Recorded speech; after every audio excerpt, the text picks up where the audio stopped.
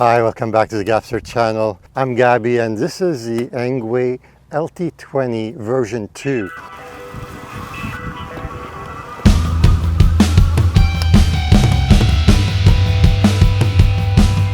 This is a really fun bike and it's pretty awesome and it's a lot of fun. I'm going to talk today about this Engwe L20 folding bike.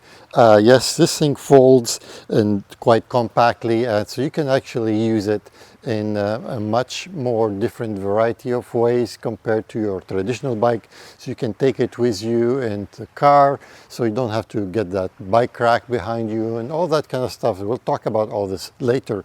But the most important thing is this bike is only $799 US, so it's a very good bargain for the capabilities that it has. So let's start with the battery first. So we've got a fairly big battery that is 52 volts first versus a traditional 48, and it has 13 amp hours, which is fairly a fair size battery for this kind of bike. And the 52 volt gets you a little bit, probably about 7% more power, so it's slightly higher than usual. You can also unlock the battery, and the seat actually folds like this, and then you can pull it out and you can take it with you if you want to keep it somewhere safe.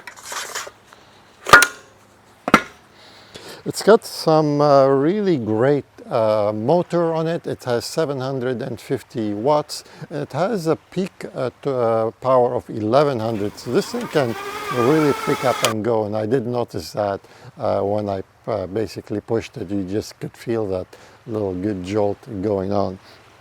It has some great front suspensions and also a seat suspension as well, which makes up for any rear suspension. The tires are 3-inch tires, so they're not the big fat 4-inch and they're not the skinny ones either, so they're somewhat in between, and that's what I like about it, because you don't get that really super heavy bike because of the big tires. It has some nice grip on the tires and it can handle some various terrains. The front and rear disc brakes are a good 180 millimeters, which is a good size for this kind of bike. It has a Shimano 7-speed shifter and a Shimano derailleur. The front pedal crank system here is nicely protected, and the pedals actually do fold, so when you want to fold the bike you can actually fold the pedals as well. The screen is very nice and clear. I like the colors on it, and it's got everything you need to know in one single, easy to read. The throttle is on the right and it's a swivel system. To fold the bike, it's fairly easy. I suggest you take the battery out, just put it away, and then what you want to do is unlock the handlebar here. There's a little latch and that folds like so, and get rid of the kick pedal. Pedals will need to be folded on both sides, and what you want to do, you want to unlock this side this time, and the trick is to just turn the wheel, let the bike walk. Now that it's turned, you're just going to walk all the way to the other side. As it gets close, you just fold it just like so, and you're good to go. It's actually pretty small. It's a very small footprint. If you really want to go a little bit smaller, for some reason you're like tight by 1 inch or so, just take the seat out, and that's going to automatically drop the height to, let's see, we have about 29.5, let's just say 30 to be on the generous side. 40 by 29.5 by 19. You can figure out if it fits in your car. Maybe you can fit two. If you have a folding seat, you can slide one deep and put the second one behind it.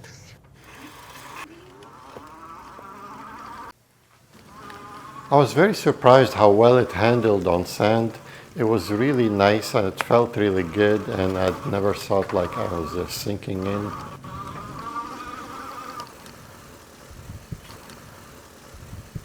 This is a really fun bike. All right, let's take this bike on a test drive here.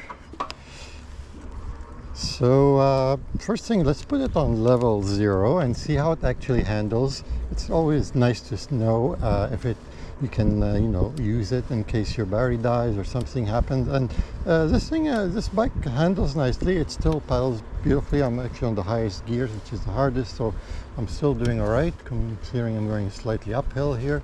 So that's pretty good. Let's try it on level 1.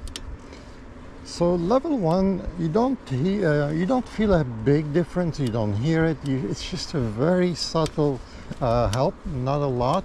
Like I would say, maybe 5% on a scale to 100%. So it's good if you just want. It just takes the edge off. So it becomes like a regular bike, if you want to say that. On level 2, you can definitely feel it. It's got a little bit of a kick. It's a strong motor. It's 750 watts and capable of a burst of 1100 watts basically. So it's not a slouch, and so definitely you can feel that energy. Now putting it on level 3, now you're really feeling it. This thing is flying very easily, very fast. And it's got some very big pickup. There he goes. You can see it just take off. And the more you pedal, the hardest it goes. And it can go pretty fast fairly quickly. Now level 4, now you can hear it. I'm not even doing anything. The slightest move and this thing just flies. So you gotta be prepared for that one. But this thing can go fast. It's a fun bike. It's a bike that you can use for fun and just go places and use it here and there and fold it and all that kind of stuff.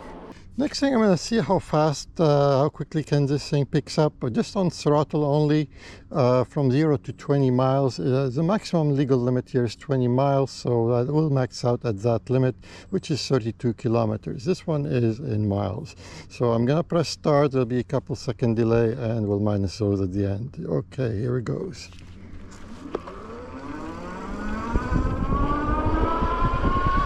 15, 16, 18, 19, 20. That was like about 8 seconds, I would say. So that's pretty darn good. That's really good.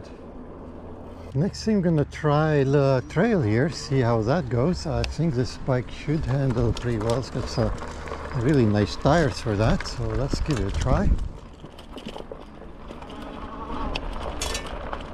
This is just a medium trail, nothing too hard, but still it's got some loose gravel here and there and some tight turns.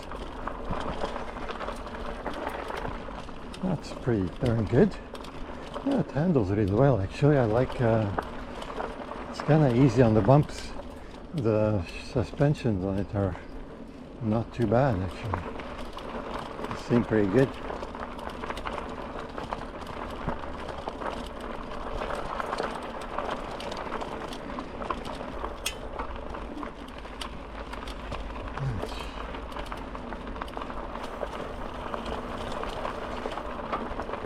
The motor is really good. That big motor sure makes a difference. You can feel that torque when you need it. If you need to press on it, it just takes you, which is pretty good. But basically, let's just try going up here.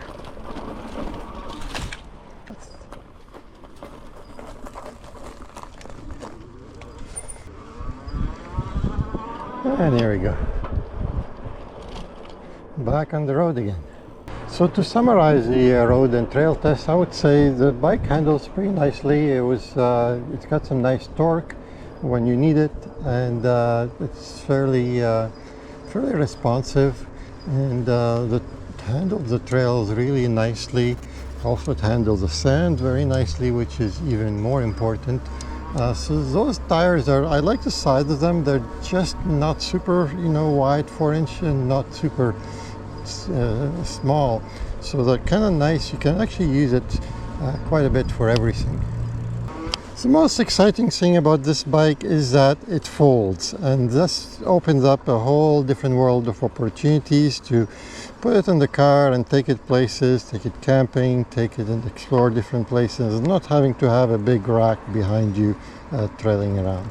All in all, I think it's a great bike, especially for the price. At $799, that's a killer deal, and all the features it has, it really makes it a really good buy. And the other thing is that this is a folding bike. Let's not forget about that. If you really want to basically to be able to take it places and just throw it in your car, this is a good bike you can do that with. Not too many bikes, the big ones, you'll have to get a rack to be able to transport it and move it along. I'm gonna put a link in the corner here about different songs that you can listen to. They're high quality songs that you can listen to them on your system. There'll be a link here about the Canon R5 Mark II review and a speaker in the middle if you'd like to subscribe to this channel. Take care, and I'll hope to see you again.